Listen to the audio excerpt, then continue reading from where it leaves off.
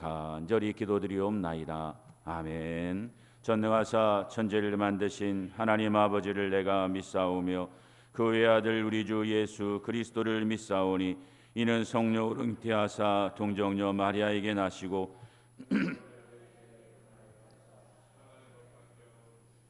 장사한 지 사흘 만에 죽은 자 가운데서 다시 살아나시며 하늘에 오르사 전능하신 하나님 우편에 앉아 계시다가 죄리로서 산자와 죽은 자를 심판하러 오시리라.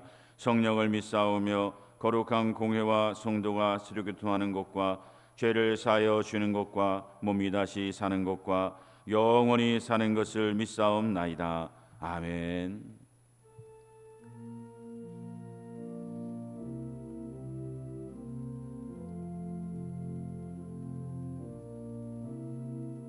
왕이신 나의 하나님, 내가 주를 높이고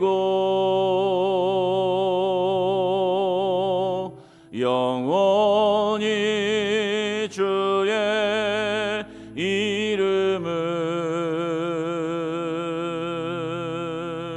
송축하리이다.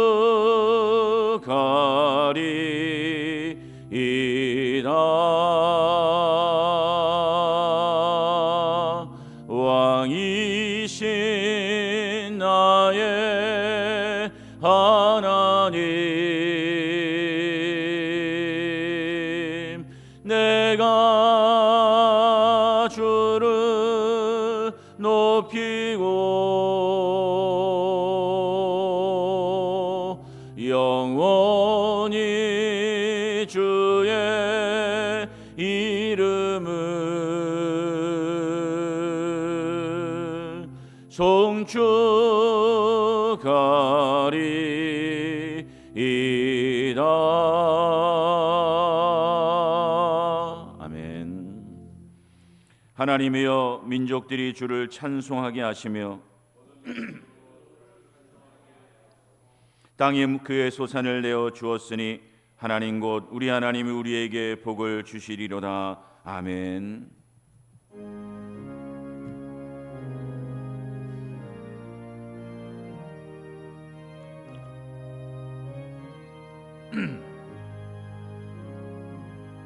너희 마음에 슬픔이 가득할 때 주가 위로해 주시리라.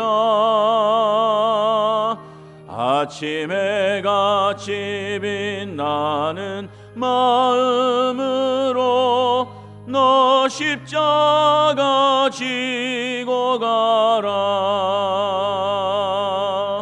참 기쁜 마음으로 십자가 지고 가라. 내가 기쁘게 십자가 지고 가면 슬픈 마음이 위로받네.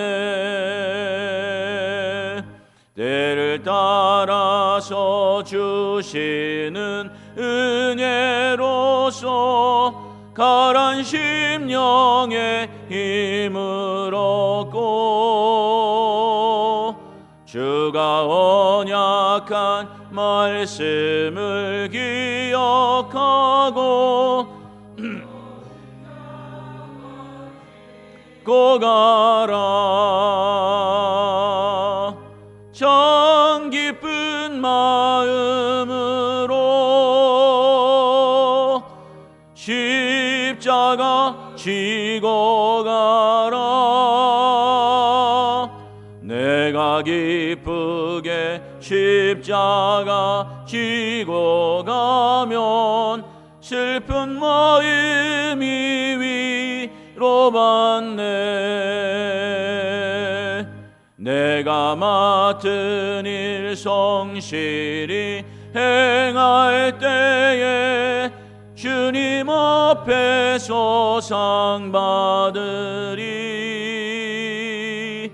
주가 주가 베푸신 은혜를 감사하며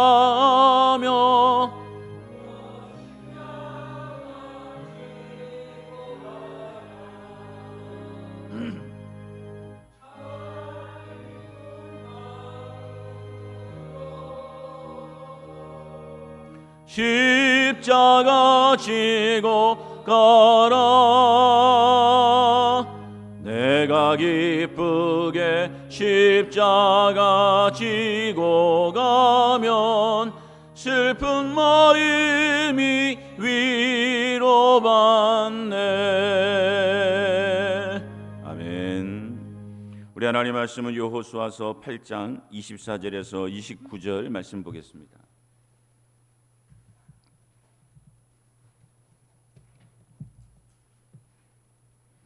여호수아서 8장 24절에서 29절 말씀입니다. 이스라엘이 자기들을 광야로 추격하던 모든 아이 주민을 들에서 죽이되 그들을 다 칼날에 엎드러지게 하여 진멸하기를 마치고 온 이스라엘이 아이로 돌아와서 칼날로 죽임에 그날에 엎드러진 아이 사람들은 남녀가 모두 12,000명이라. 아이 주민들을 진멸하여 바치기까지 여호수아가 단창을 잡아 든 손을 거두지 아니하였고 오직 그 성읍의 가축과 노력한 것은 여호와께서 여호수아에게 명령하신 대로 이스라엘이 탈취하였더라. 이에 여호수아가 아이를 불살라 그것으로 영원한 무더기를 만들었더니 오늘까지 황폐하였으며 그가 또 아이 왕을 저녁 때까지 나무에 달았다가 해질 때 명령하여 그의 시체를 나무에서 내려 그 성문 어귀에 던지고 그 위에 돌로 큰 무더기를 쌓았더니 그것이 오늘까지 있더라. 아멘. 사랑하는 성도 여러분, 여러분은 승리하기 원하십니까? 무르나 마나 승리하기 원하지 않는 사람이 어디 있겠습니까? 그러나 이런 마음의 소망과 달리 우리 인생에는 승리보다는 패배할 때가 더 많은 것이 현실입니다. 그렇다면 우리의 삶에 이처럼 승리를 원함에도 불구하고 패배하는 이유는 무엇일까요? 사실 인생에서 승리하는 법, 또 패배하는 이유, 여기에 대한 여러 많은 이야기들이 사실 차고 넘칩니다. 실제 인생에서 승리하는 법, 이런 주제를 가지고 책을 만들어낸 책들이 여러분 셀 수도 없을 만큼 많이 있습니다. 그 책들을 보면 나름대로 이렇게 해야 승리할 수 있고 이렇게 살면 패배한다, 그런 이유들과 그런 모든 이야기들을 그 책에 기록해 두고 있죠. 그런데 여러분, 우리가 삶에서 패배하는 본질적인 이유는 뭘까요? 그것은 바로 하나님 앞에 바로 서지 못했기 때문이에요. 물론 세상 사람들이 듣기에는 좀 말도 되지 않는 목사니까 저런 말 하지, 무슨 하나님 앞에 바로 서지 못하면 패배하나, 여러 승리할 수 있는 요건들을 갖추어야 되지, 그렇게 생각하겠죠. 그러나 이 세상의 모든 생사화복을 주관하시는 분이 누구십니까? 하나님이세요. 이 생사화복은 하나님 믿는 백성에게만 국한된 게 아니에요. 이스라엘 백성들처럼 하나님을 지역신으로 생각해서 자기 부족만 다스리시고 그 외의 지역, 그 외의 부족들은 관여하지 않는 분으로 착각했던 것처럼 하나님은 하나님 백성만 다스리시는 분이 아니라 이 세상 모든 만물을 다 다스리시고 생사화복을 주관하세요. 따라서 우리가 인간적으로 아무리 승리의 요건들을 많이 가지고 있다 할지라도 생사화복을 주관하시는 하나님 앞에 바로 서지 못하면 승리해요, 패배해요? 패배하는 거예요. 따라서 우리가 이 승리하기 원한다면 하나님 앞에 바로 서야 하는데, 문제는 하나님 앞에 바로 서지 못함으로 인하여서 승리할 요건들을 가지고 있음에도 불구하고 패배하는 사람들이 적지 않다는 것. 오늘 아이성과의 첫 번째 전투가 바로 그랬습니다. 여호수아서 7장 2절에서 5절 우리 한번 교도하겠습니다. 여호수아서 7장 2절에서 5절 우리 교도하겠습니다. 여호수아가 여리고에서 사람을 베델 동쪽 벳아인 곁에 있는 아이로 보내며 그들에게 말하여 이르되 올라가서 그 땅을 정탐하라 하며 그 사람들이 올라가서 아이를 정탐하고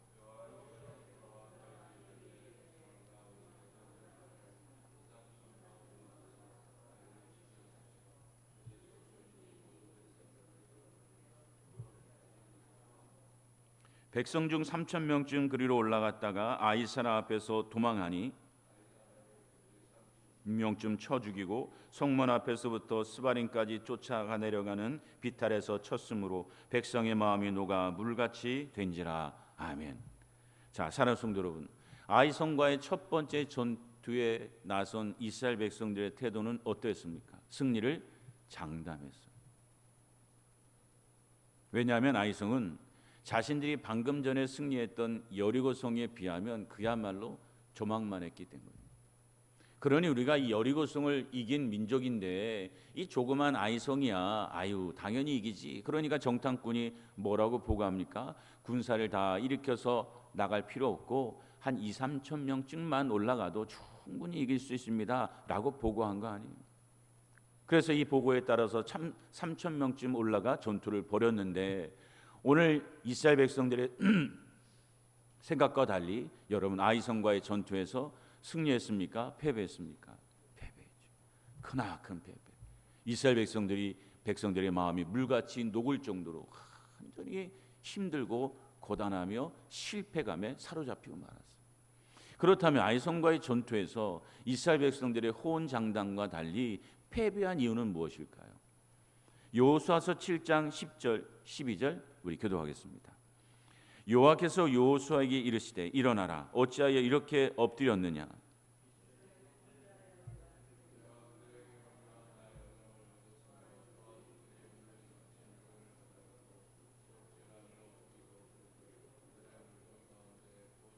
다 같이 읽겠습니다. 그러므로 이스라엘 자손들이 그들의 원수 앞에 능히 맞서지 못하고 그 앞에서 돌아섰나니 이는 그들도 온전히 바친 것이 됨이라. 그 온전히 바친 물건을 너희 중에서 멸하지 아니하면 내가 다시는 너희와 함께 있지 아니하리라. 아멘.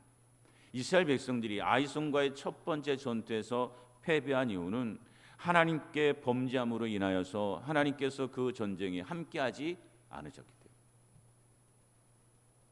이게 원인입니다. 이스라엘 백성들이 하나님께 범죄함으로 인하여서 그 전쟁에 누가 함께하지 않으셨어요? 하나님. 이것은 단순히 아간의 범죄만을 의미하는 게 아닙니다. 아간 하나가 범죄해서 하나님께서 이 모든 이스라엘 백성들에게 이런 극심한 패배를 경험하게 하신 것이 아니라 이스라엘 백성 전체가 하나님 보시기에 합당하지 않았어요.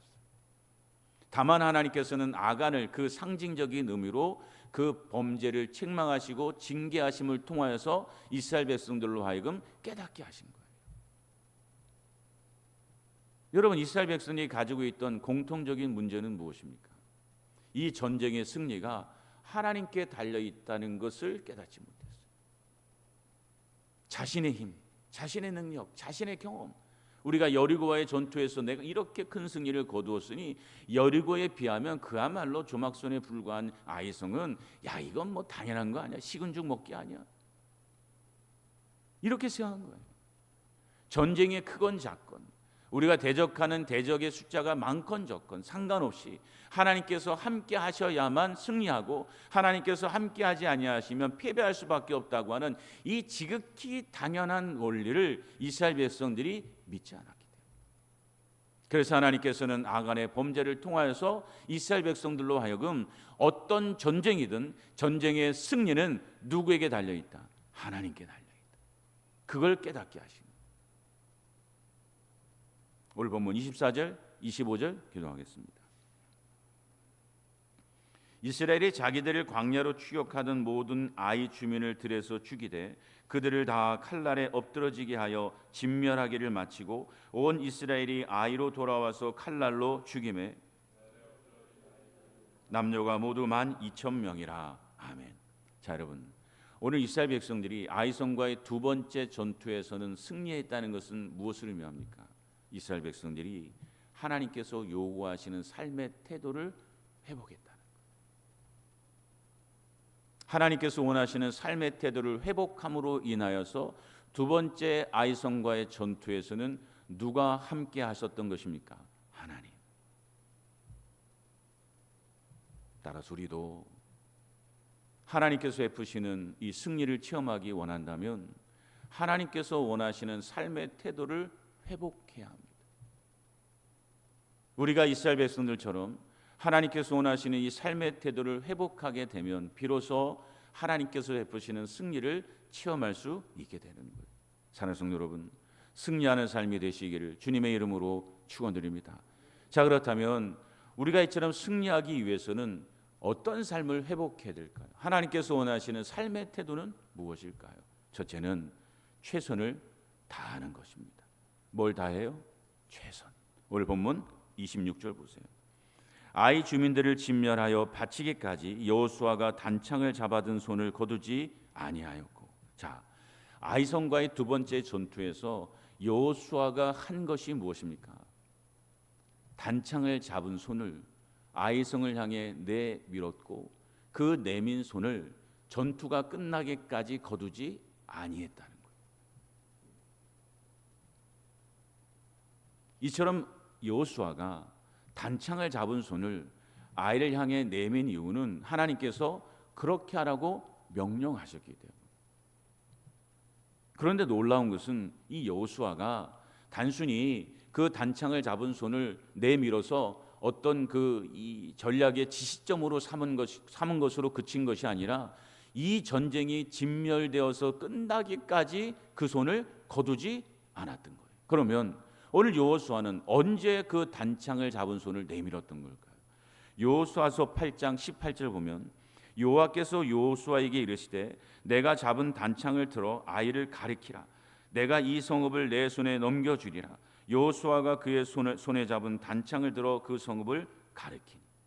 오늘 여호수아가 단창을 잡은 손을 이 아이성을 향해 내민 것은 하나님께서 명령하셨을 뿐만 아니라 매복해 있던 이스라엘 백성들이 일어나서 이 앞서 나가던 이 아이성 군사들을 칠 때였어요.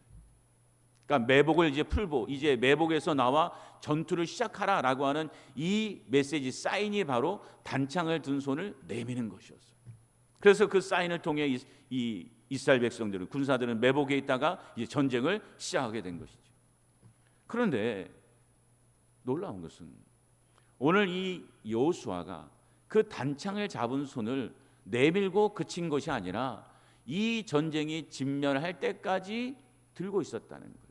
따라서 오늘 여호수아는 최소 몇 시간은 그 손을 들고 있었다는 거예요. 이스라엘 백성들이 자신들이 또 이기는 줄 알고 착각해서 이제 미끼가 되어진 이스라엘 백성들을 쫓아 내려가다가 뒤에 숨어있던 매복한 이스라엘 군대가 이제 일어나서 이제 앞뒤 공격으로 협공각척 작전을 하지 않습니까? 그리고 그 이스라엘 백성들이 그 아이성의 군사를 다 진멸한 후에 다시 이제 성에 들어가서 그 성에 있는 남아있는 자들을 다 진멸할 때까지니까 여러분 시간이 여러분 1, 20분 아니잖아요.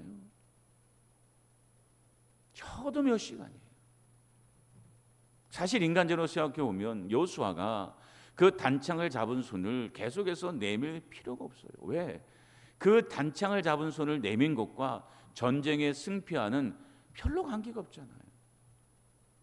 물론 심리적으로 전쟁하는 이스라엘 백성들에게 좀 용기를 북돋아주는 뭐 그런 의미는 찾아볼 수도 있겠지만 실제적으로 여호수아가 단창을 잡은 손을 내민다고 해서 여러분 전쟁의 승패와 무슨 그리 관계가 있겠어요? 그리고 하나님께서는 말씀을 통해 그 아이성을 향해 내밀라라고 말씀하셨지 계속해서 들고 있으라고도 말씀하지 않았어요. 그럼 왜 여호수아는 이 필요도 없는 것처럼 보이고 하나님께서 계속해서 내밀라고도 말씀하지 않았는데 왜 이렇게 전쟁이 끝나기까지 그 단창을 잡은 손을 내밀고 있었던 것일까? 그것은 바로 자신의 그 행동을 통해서 하나님께서 역사하시기를 기대했기 때문에. 즉 단창을 내민 손, 이 자신의 행동이 무가치하고 무의미한 게 아니라 하나님께서 나의 이 최선을 보시고 나의 열심을 보시고 이 전쟁에 함께 하셔서 승리하시기를 기대하고 믿었기 때문이에요. 출애굽기 14장 21절 보면 모세가 바다 위로 손을 내밀매 여호와께서 큰 동풍이 밤새도록 바닷물을 물러가게 하시니 물이 갈라져 바다가 마른 땅이 된지라. 우리는 모세가 지팡이 든 손을 내밀 때 홍해가 갑자기 십계라고 하는 영화처럼 쫙 갈라진 것으로 생각하지만 성경을 보면 그렇지 않아요.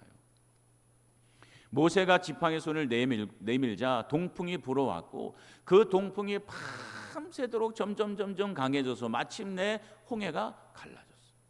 그런데 모세는 그 홍해가 갈라질 때까지 그 지팡이 손을 뭐 했습니까? 내밀고 있었어요. 그걸 누가 봤습니까? 여호수아입니다.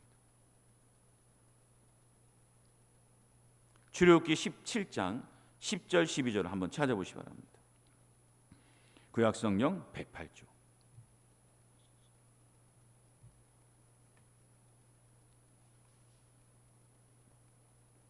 출애굽기 17장 10절에서 12절 기도하겠습니다. 여호수아가 모세의 말대로 행하여 아말렉과 싸우고 모세와 아론과 훌은 산꼭대에 올라가서 다 같이 읽겠습니다. 모세의 팔이 피곤함에 그들이 돌을 가져다가 모세의 아래에 놓아 그가 그 위에 앉게 하고 아론과 훌이 한 사람은 이쪽에서 한 사람은 저쪽에서 모세의 손을 붙들어 올렸더니 그 손이 해가 지도록 내려오지 아니한지라. 아멘. 여러분, 이스라엘이 아말렉과 전투할 때 모세와 아론과 훌은 산꼭대기에 있었습니다. 그런데 모세가 손을 들 때는 이스라엘이 이겼는데 손이 피곤해서 내려오니 누가 이겨요? 아말렉이 이겨요. 여러 번 했는데 똑같아요. 그러자 나중에 아론과 훌이 어떻게 합니까? 의자를 만들어서 모세를 앉히게 하고 그리고 이 좌우에 아론과 훌이 손을 받들어서 그 손이 내려오지 않게 하니 이 아말렉을 진멸하게까지 승리하는 축복을 주었어요. 그걸 누가 보았습니까? 여호수아입니다. 사랑하는 성도 여러분, 이러한 체험을 통해 여호수아가 깨달은 게 뭘까요? 인간적으로 보면 지팡이 손을 내미는 게 홍해가 갈라지는 것에 아무런 관계가 없는 것처럼 보였지만 모세는 한번 내밀고 그친 것이 아니라 그 홍해가 갈라질 때까지 팔이 떨어지도록 최선을 다했더니 하나님께서 마침내 홍해를 가리게 하시고 아말렉과의 전투에서도 모세가 두 손을 들어 기도할 때는 하나님께서 승리를 베푸셨지만 그 손이 내려올 때는 아말렉이 이기는 이 상황 속에서 마침내 아론과 훌이 그 손을 양쪽에서 붙더니 그래서 밤이 새도록 이 손이 내려오지 않게 하니 승리하게 된 이 체험을 통해 여호수아가 깨달은 게 뭐겠어요? 전쟁의 승리는 누구에게 달려 있다는 거예요? 하나님이에요. 그리고 이 전쟁의 승리는 누구를 통해 주어진다는 겁니까? 자신에게 주어진 삶에서 최선을 다하는 사람. 인간적으로는 관계없어 보여요. 내가 이거 한들 어떤 결과를 얻을 수 있을까? 뭐 이거야 호수물에다가 물 한 잔 던지는 것과 다를 바 없지 않나? 이게 무슨 의미가 있나? 인간적인 계산기를 두드리면 관계없는 것처럼 보이고 쓸모없는 것처럼 보이지만 이 열정과 이 최선을 통해 하나님께서 역사하시면 반드시 승리하게 될 것이라 라고 하는 이 믿음, 이것이 바로 여호수아라고 하면 그 단창을 든 손을 그 진멸하기까지 팔이 떨어지도록 내밀게 만들었던 이유예요. 하나님은요, 때로 우리를 약하게 하실 때가 있어요.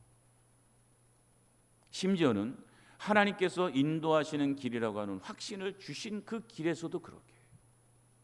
우리가 생각할 때는 하나님께서 우리에게 너 이 길을 해, 너 이 사업해, 너 이런 길로 가라고 하나님께서 명령하셨다면, 그리고 그 길이 진짜, 그 사업이 진짜, 그 모든 일이 하나님이 동행하시고 지시하는 길이라면, 사업이라면, 여러분 그 사업의 문이 활짝 열려야 돼요. 문제들이 많아져야 돼. 인간의 생각으로는 이 하나님 인도하시는 길이니까 진짜 뭐 탄탄대로가 열려지고 막 여러 사람이 붙고 하나님께서 진짜 일할 수 있도록 진짜 여러 많은 것들을 도와주실 것으로 기대하는데, 때로 하나님은 너무나 자주 그 길이 분명히 하나님께서 원하시는 길임에도 불구하고 여러 많은 문제와 어려움을 산적하게 만들어요. 점점점 승리의 가능성, 점점점 이 사업이 성공할 가능성이 1000%가 점점점 줄게 만드셔요. 우리나라 지금 월드컵처럼 그렇잖아요. 처음에 3등 했을 때 그래도 3위한 팀 중에서 이제 올라갈 확률이 뭐 80 몇 프로라고 그러더니 지금 뭐 20 몇 프로까지 막 곤두박질하지 않습니까? 그런데 하나님께서 이처럼 하나님께서 인도하시는 길이요 이끌어 가시는 길임에도 불구하고 여러 문제를 일으켜서 막는 것처럼 보이고 확률을 적게 하시는 이유가 있어요. 왜 그렇습니까? 오직 누구만 의지하게 하시기 위함이에요. 하나님. 사람은요, 하나님께서 나를 돕는 손길도 주시고 물질도 주시고 진짜 할 수 있는 힘과 역량을 막 쏟아 부으시면 그 주신 하나님께 감사하고 하나님만 의지하며 달려야겠다고 생각하지만, 막상 하나님께서 우리에게 모든 감당할 힘과 사랑과 물질과 형편을 주시면 우리는 무슨 생각을 하냐면, 누가 이 일을 성공시켰다고 생각합니까? 나입니다. 나. 그래서 하나님 의지하지 않아요. 내가 이 정도 힘이 있는데, 뭐 내가 이 정도 돈이 있는데, 사업의 우상이 확실하고, 뭐 돕는다고 하는 사람이 이렇게 많은데, 이건 당연히 승리하지라고 하면 절대 하나님 앞에 의지하고 기도하지 않습니다. 이게 우리의 간사한 마음. 하나님 다 아셔요. 그래서 하나님의 인도하시는 길일수록 하나님은 더 우리에게 어려움도 주시고 또 문제도 주시고 확률도 점점 떨어지게 하십니다. 사사기 7장 1절 3절 우리 기도하겠습니다. 사사기 7장 1절에서 3절 구약성경 372쪽.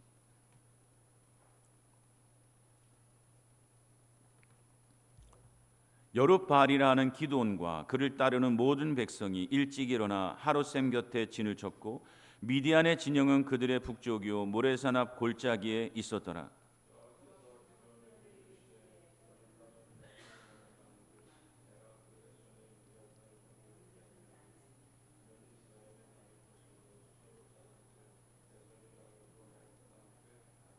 다 하시겠습니다. 이제 너는 백성의 귀에 외쳐 이르기를 누구든지 두려워 떠는 자는 길라산을 떠나 돌아가라 하라 하니 이에 돌아간 백성이 22,000명이요 남은 자가 10,000명이었더라. 아멘.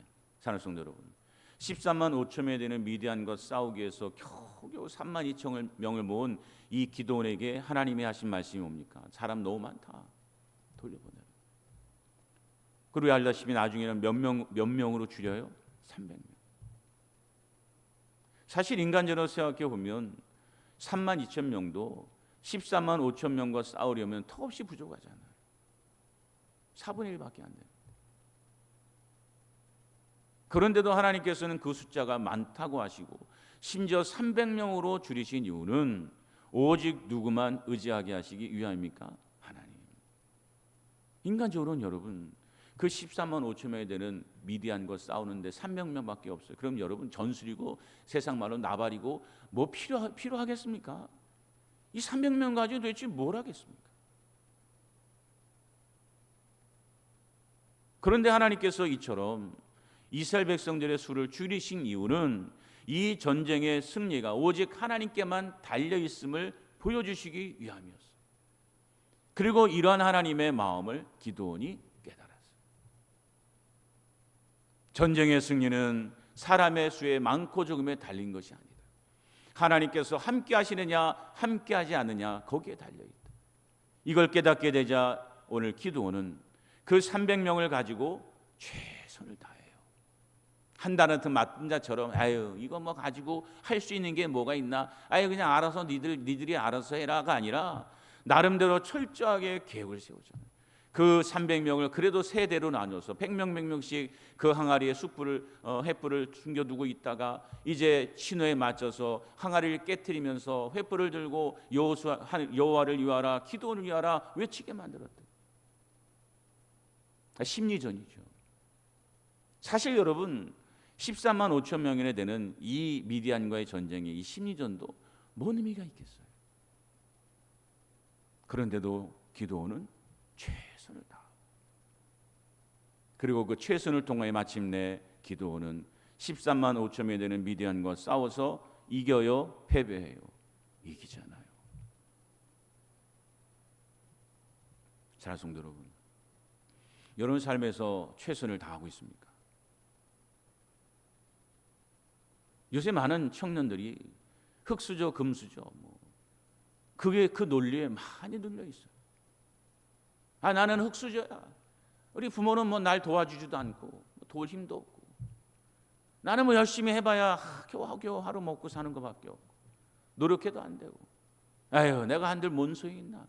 저 금수저들은 부모 만나서 뭐 연예인의 길도 뭐 연예인 부모를 만나 그냥 금수저 길로 걸어가고 사업도 뭐 텅텅 밀어주고 아이고 내가 할 게 뭐가 있겠나. 이런 패배의식에 사로잡혀 있는 청년들이 너무나 많아요. 세상에 하나님 믿지 않고 알지 못하는 청년들이야 그렇게 살지. 그러나 우리가 진짜 하나님을 믿는 생사화복을 주관하시는 하나님을 믿는 백성이라면, 그리고 나의 이 조그만 모습이라 할지라도 최선을 다하는 것을 기뻐하시고 그 최선을 다하는 삶에 함께 하셔서 승리케 하시는 하나님을 믿는다면 우리의 삶이 어떤 형편에 있든지 포기하겠습니까? 여러분 최선을 다하겠습니까? 최선을 다하는 그게 믿음이에요. 믿음 뭐 주여 믿습니다 뭐 이런 걸 외치는 게 믿음의 본질이 아니에요. 오늘 교회 안에 이 믿음이 없어요. 그래서 인간적인 가능성이 있을 때는 뭐 거들먹거리고 뭐 내가 새가 이렇게 되니까 뭐 내가 이렇게 돈이 있으니까 이런 계획이 있으니까 뭐 당연히 되겠지 거들먹거리고 뻐기고 다녀요. 하나님 함께 하지 않거든. 그리고는 반면에 자신이 가진 게 없고 가능성이 없고 이렇게 되면 이거 어떻게 하나 내 살 길은 뭔가 그냥 눈이 그냥 뱀눈처럼 왔다 갔다 하면서 어떤 길로 가야 내가 살 길인가 그걸 찾는 데만 급급한 인생들이 있어요. 하나님을 믿는다고 하지만 전혀 하나님을 믿는 믿음이 없는 거예요.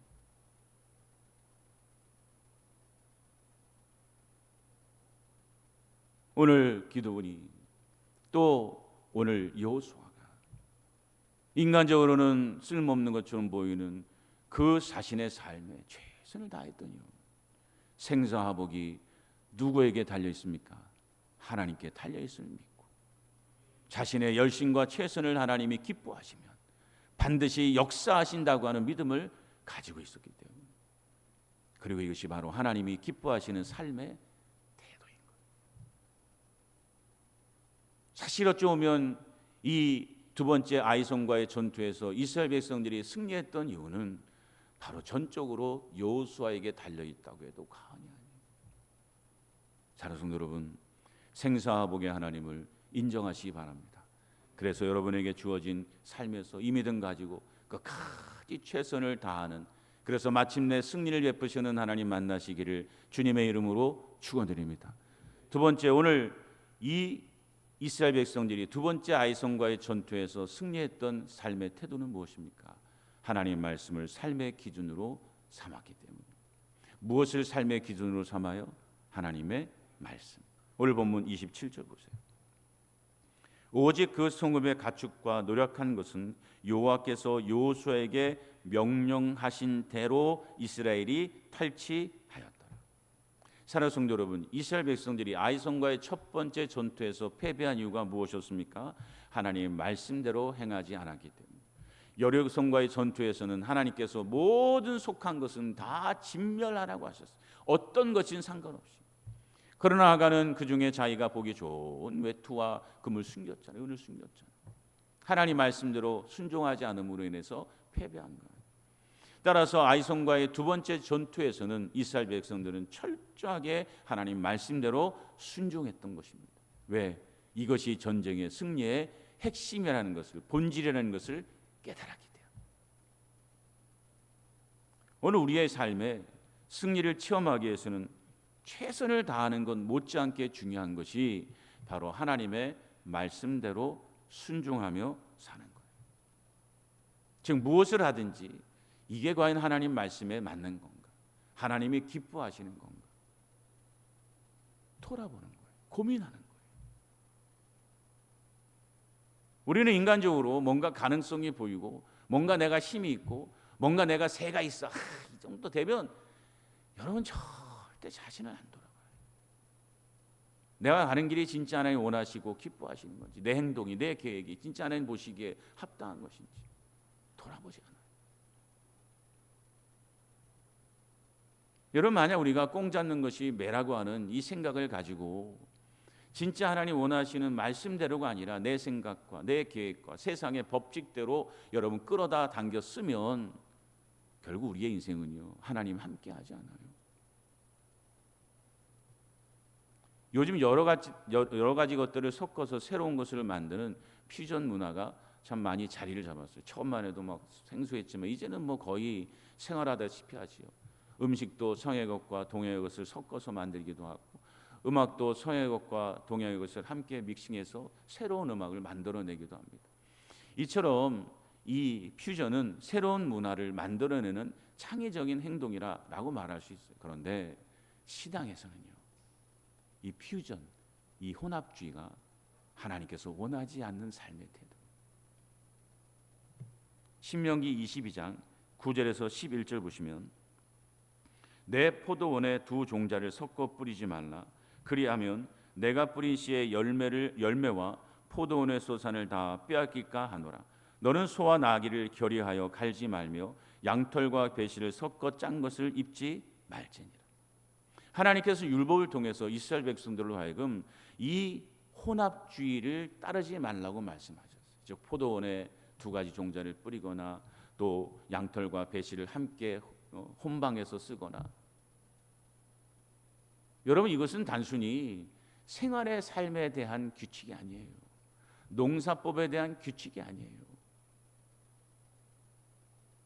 우리 하나님 믿는 백성들이 어떤 마음가짐으로 이 땅의 삶을 살아야 되는지를 가르쳐 주기 위함이에요. 즉 말로는 하나님 믿어, 하나님 말씀대로 살아라고 하면서 실제 살면은 세상의 방식, 세상의 법칙, 세상의 모든 권력, 사람, 이것들을 끌어다 당겨서 내가 원하는 결과를 이루려고 하는 것, 그것을 따르지 말라는 것.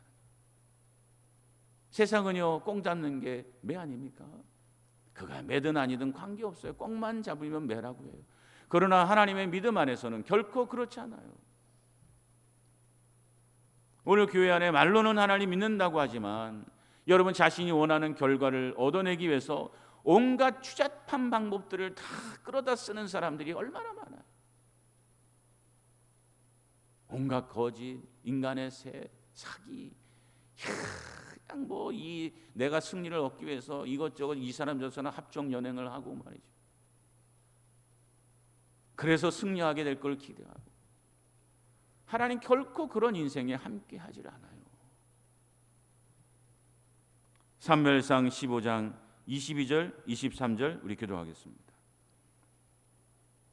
구약성경 433쪽.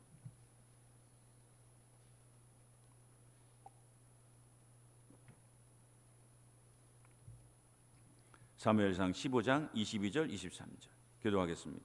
사무엘이 이르되 여호와께서 번제와 다른 제사를 그의 목소리를 청종하는 것을 좋아하신 같이 좋아하시겠나이까. 순종이 제사보다 낫고 듣는 것이 수장의 기름보다 나으니 완고한 것은 사신 우상에게 절하는 죄와 같음이라. 왕이 여호와의 말씀을 버렸으므로 여호와께서도 왕을 버려 왕이 되지 못하게 하셨나이다 하니. 아멘. 사랑하는 성도 여러분, 사울왕이 하나님께로부터 버림받은 이유가 무엇입니까? 사울왕이 하나님의 말씀을 뭐했기 때문이에요? 버렸기 때문에. 하지만 사울은 절대 그렇게 생각하지 않았을 거예요. 왜? 사울은 하나님 말씀대로 나름대로 행했다고 생각하고 있거든. 하나님께서 아말렉과 싸우라고 하니까 싸웠어요.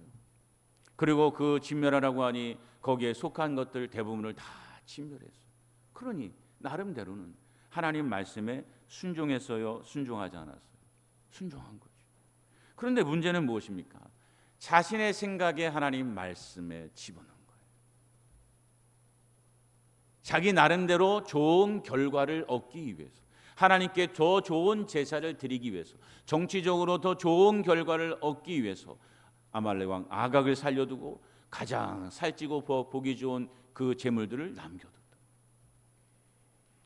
사울왕 입장에서는 이 정도쯤이야. 뭐 내가 여태까지 하나님 말씀을 다 지켰고 그리고 좋은 결과, 좋은 목적을 위한 것이니 이것은 별로 문제가 되지 않을 거야 라고 생각했을 거예요. 그런데 하나님께서는 그러한 사울왕을 향해 뭐라고 말씀하셨습니까? 너는 나의 말씀을 버렸으니 나도 너를 버리겠다.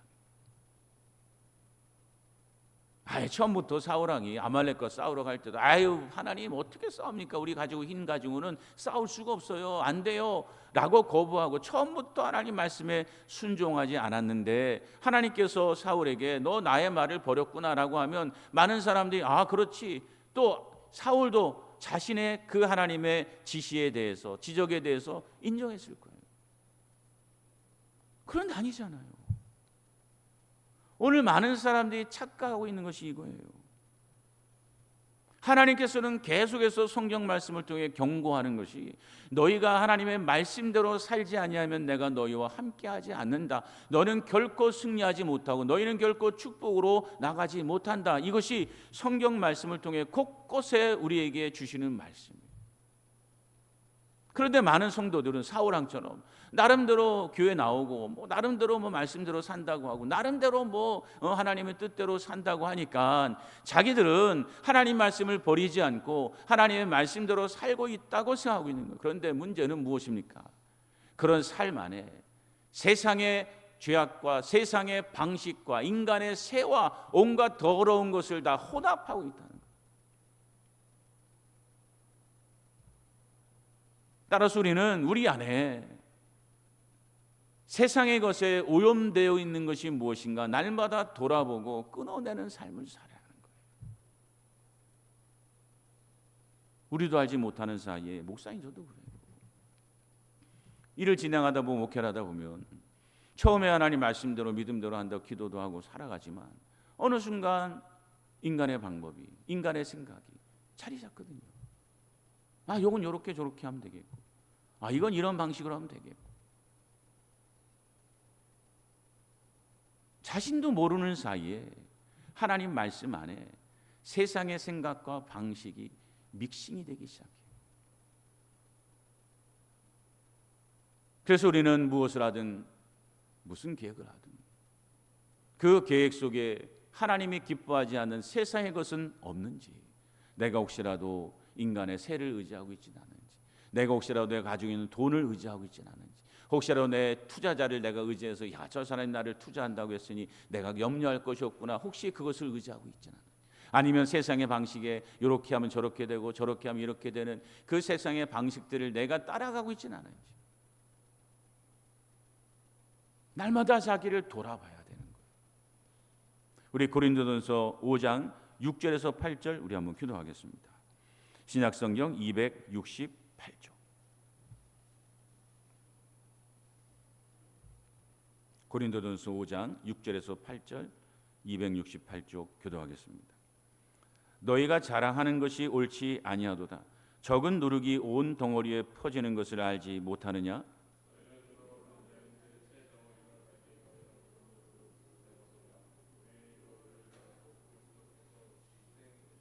다 같이겠습니다. 이러므로 우리가 명절을 지키되 묵은 누룩으로도 말고 악하고 악에 찬 누룩으로도 말고 누룩이 없이 오직 순전함과 진실함의 떡으로 하자. 아멘. 하나님께서 원하시는 삶은 뭐예요? 무교병이에요. 누룩이 없는. 내 안에 있는 악독한 누룩을 다 제거하고 오직 하나님 말씀대로 하나님 기뻐하시는데 우리가 이처럼 하나님께서 우리에게 원하시는 것은 지금 하나님의 말씀대로 살기 위해서 내 안에 썩은 누룩, 악한 누룩을 제거하며 고민하는 삶이에요. 물론 우리가 이처럼 고민한다고 해도 때로는 이 누룩에 오염이 돼서 나도 모르는 사이에 세상의 것에 오염되어질 때도 있지요. 그러나 하나님께서는 그럼에도 불구하고 항상 자기를 돌아보고 어떻게 하든지 하나님 말씀대로 살기 위해서 하나님의 뜻대로 살기 위해서 이것이 과연 하나님 원하시는 바인가? 이것이 하나님 기뻐하시는 길인가? 이것이 하나님의 말씀대로 가는 길인가? 날마다 고민하며 살펴보는 삶을 살기를 원하시는 거예요. 왜? 그런 삶을 사는 그런 고민을 하는 자들에게 하나님께서는 함께 하시고 마침내 좌로나 우로나 치우치지 않고 하나님 원하시는 길로 인도하시는 은혜를 베풀어 주시기 때문에 지금 여러분 마음을 돌아보세요. 진짜 하나님 말씀대로 살고 싶어요? 머리를 맞대고 그냥 되지도 않는 돌대가리끼리 모여서 이거 어떻게 하면 해결할 수 있을까? 인간의 방법을 짜내고 야 너 알아봐라, 이 알아봐라, 너 야 이렇게 해봐라. 그런 짓 제발 하지 말고 하나님은 진짜 눈꼽만치라도 믿는 믿음이 있다면 그런 되지도 않는 짓 버려버리고 진짜 하나님 보시기에 내 삶이 내 길이 하나님께서 원하시는 것인가 기뻐하시는 것인가 돌아보라고요.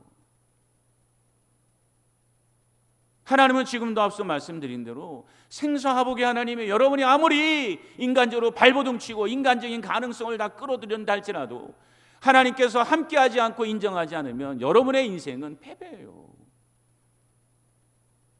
죽을 수밖에 없어. 좀 하나님을 두려워해요. 좀 말로만 하나님 믿는다고 말하지 말고.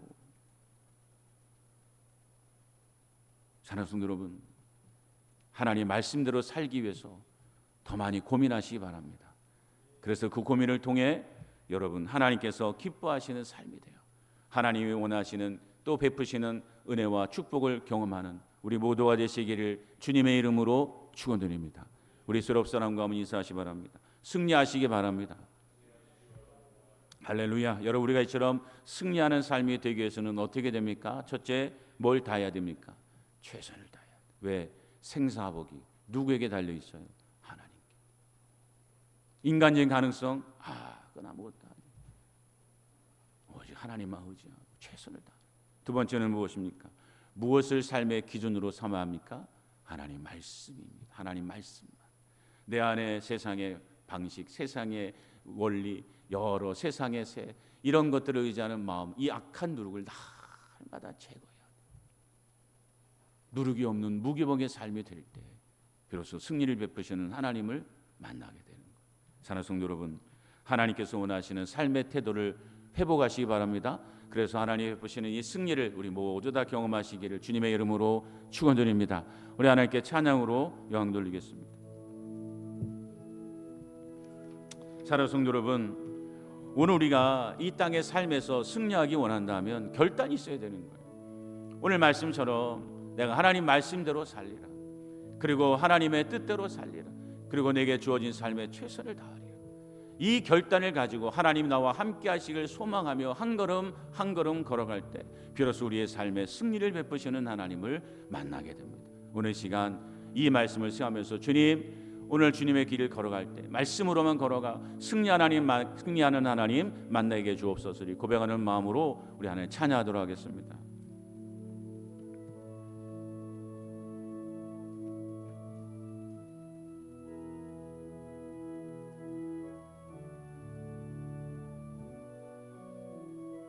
주님이 주신 땅으로, 주님이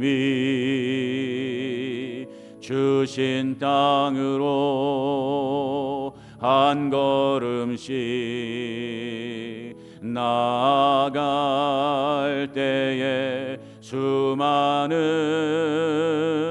적들과 견고한 성이 나를 두렵게 하지만 주님을 신뢰함으로, 주님을 의지함으로, 주님이 주시는 담대함으로 큰 소리 외치며 나아가네. 이 산지를 내게 주소서. 그날에 주께서 말씀하신 이제 내가 주님의 이름으로 그 땅을 취하리니. 이 산지를 내게 주소서. 그날에 주께서 말씀하신 내가 주님의 이 땅을 취하리니. 할렐루야. 여러분의 말씀을 자 기도합시다. 여러분, 승리의 비결은 오직 하나밖에 없습니다. 하나님께서 원하시는 삶의 태도를 회복하는 겁니다. 이전 하나님께서 원하시는 삶의 태도가 무엇입니까? 내게 주어진 삶에 최선을 다하는 겁니다. 주님을 의지하고 믿고 또 하나님 말씀을 삶의 기준으로 삼고 하나님 말씀대로만 살려고 애를 쓰는 겁니다. 오늘 시간 우리 결단하며 기도합시다. 하나님, 오직 내 삶에 주어진 삶에 최선을 다하며 참으로 하나님의 말씀을 의지하며 달려가게 오나오니 하나님, 이 삶에서 벗어나지 않도록 나를 도와주시고 마침내 기로만 들었던 승리 하나님, 내 가정과 내 직장과 우리 교회 만날 수 있도록 주여 도와주시옵소서. 우리 주여 한번 간절하게 부르짖고 우리 한 목소리로 기도하도록 하겠습니다. 주여,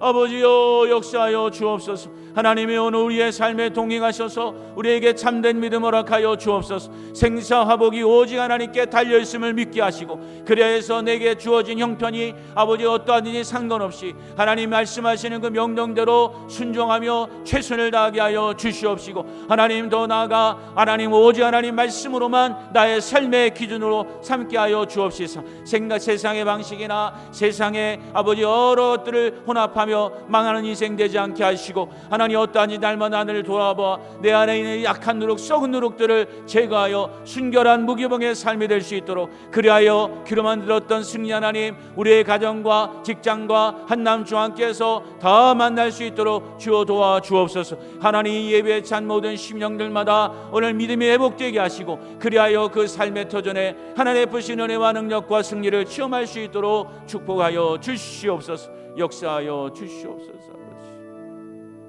아버지, 사랑고래와 능력이 충만하신 아버지 하나님, 우리에게 여호수아에게 주셨던 그 믿음을 허락하여 주시옵소서.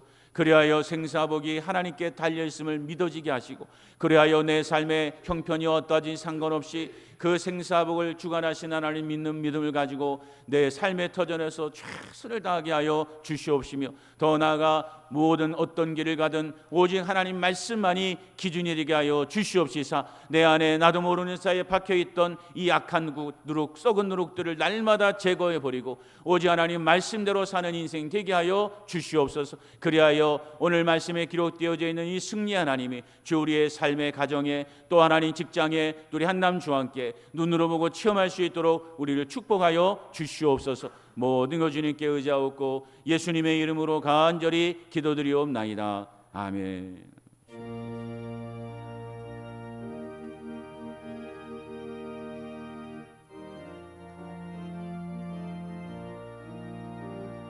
주님 약속하신 말씀이 예서 영원토록 주를 찬송하리라.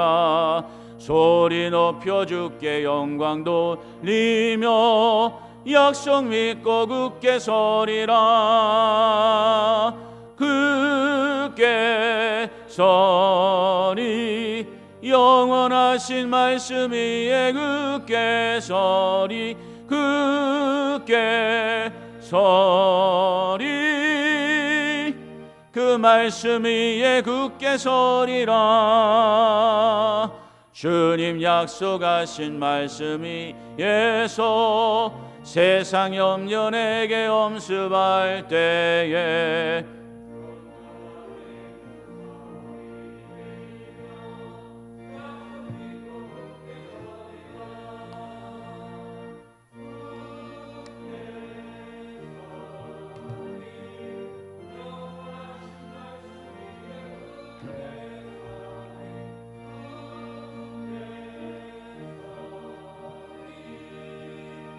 그 말씀 위에 굳게 서리라. 주님 약속하신 말씀 위에서 영원하신 주의 사랑이 믿고 성령으로 힘써 싸워 이기며 약속 믿고 굳게 서리라.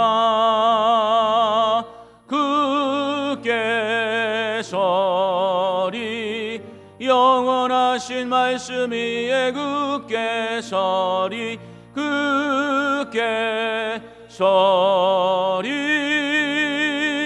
그 말 말씀 위에 굳게 서리라.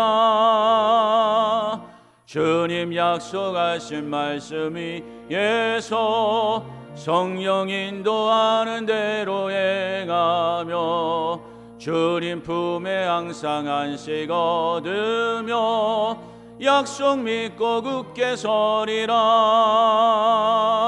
굳게 서리 영원하신 말씀 위에 굳게 서리 굳게 서리 그 말씀 위에 굳게 서리라. 아멘. 우리 하나님 앞에 봉헌하도록 하겠습니다.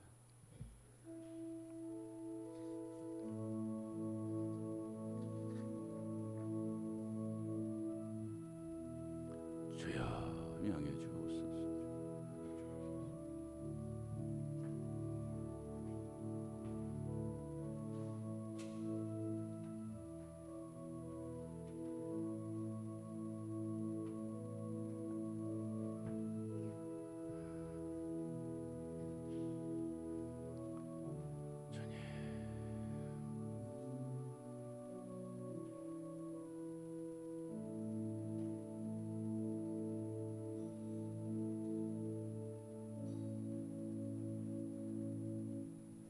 사랑구레와 능력이 충만하신 아버지 하나님, 일주일 삶 동안도 우리를 지켜주신 아버지 참 감사를 드립니다. 우리가 다 하나님의 품 안에 살다가 그 은혜와 사랑을 체험함으로 우리가 진정한 마음으로 나와 이 시간 예물 드려오니 주 우리가 드린 이 예물을 기뻐 흠양하여 주시옵소서. 또 하나님과 신자라 드린 11조마다 하나님 약속하신 것처럼 하늘 창고에 쌓일 것이 없도록 채워 주시옵시고 감사하는 시간마다 더 많은 것으로 감사할 수 있도록 하늘에서 들으시고 응답하여 주시옵소서. 또 성전에서 수고하고 있는 다 하신 아버지, 참으로 하나님 그 성전에서 수고한 모든 심령들 교사로 또 성가대로 꽃꽂이로 안내로 청소로 또 식당에서 성미로 이모저모 수고한 손길 다 키워가셔서 더 넉넉하게 쓰임 받을 수 있도록 주여 축복하여 주시옵소서. 모든 것 주님께 의지하옵고 예수님의 이름으로 간절히 축복하며 기도드리옵나이다. 아멘. 아버지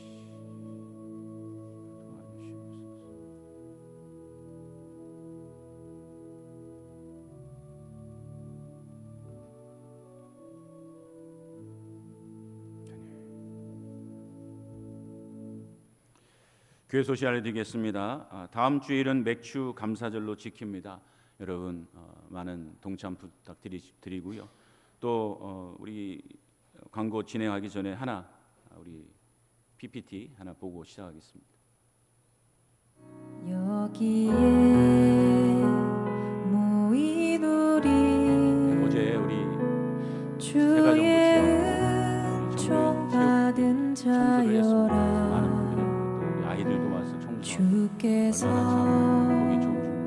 이 자리에 함께 계심을 아노라. 언제나 주님만을 찬양하며 따라가리니 시험은 당할 때도 함께 계심을 믿노라. 이 믿음 더욱 굳세라. 주가 어제 우리 예전에 비하면 참 많은 수는 아니지만 그래도 열심을 다해서 나와 청소하는 모습을 보니까 여러분 누가 가장 기뻐하셨을까요? 하나님께서 기뻐하신 줄로 믿습니다. 여러분 어린아이 또 우리 새가정부 또 우리 2명의 장로님 또 우리 여러 성도들 수고하고 헌신한 것 하나님 반드시 기억하시고 우리 한남중앙교회를 하나님 원하시는 교회로 여러분의 삶의 축복으로 인도하실 줄로 믿습니다. 또 다음 주 이배부 회에 재직회가 있습니다. 또 구역별 교회 청소가 이번 주 토요일 날 오교육입니다. 해당하시는 구역 식구들 많은 동참 부탁드리고요. 또 권사회전도회 기도회가 이번 주 목요일 날 오전 11시에 있습니다. 많은 참여 부탁드립니다. 또 우리 박경희 사님 어제도 수고했는데 우리 밑에 지하 주방하고 또 다른 곳에 코웨이 정수기 2대를 자비로 설치했고요. 또 청소하고 난 후에 폐기물이 많이 나왔는데 내일 이제 차를 불러서 폐기물 처리까지 본인이 다 담당하겠다고 합니다. 요새는 폐기물 처리도 차를 하나 부르면 뭐 60에서 100만 원 들더라고요. 근데 본인이 또 한다고 얼마나 감사한지 몰라요. 그리고 또 우리 박효영 우리 성도님이 우리 귀한 딸 돌맞이해서 생일떡을 준비했는데 이따 점심 시간에 내려오시면 그 떡을 드리도록 하겠습니다. 만나시면 축하한다고 또 격려해 주시기를 부탁드립니다. 다른 교회 소식은 주보를 참조하시기 바랍니다.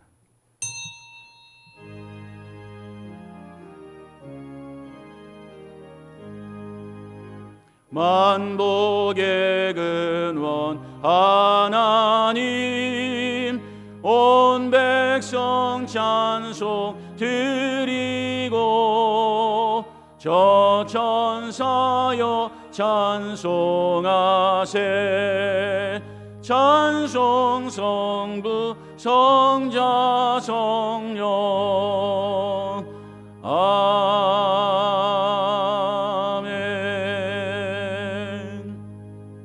이제는 우리 주 예수 그리스도의 은혜와 하나님 아버지의 망가신 사랑과 성령 하나님의 교통하심이 이제 하나님의 말씀을 믿고 그 말씀대로 살며 최선을 다하는 삶을 통하여 승리하게 하시는 하나님 만나기를 소망하는 우리 복된 성도들 심령회와 삶의 터전 위에 또 우리 사랑하는 교회 위에 이제로부터 영원토록 함께 있을지어다. 아멘.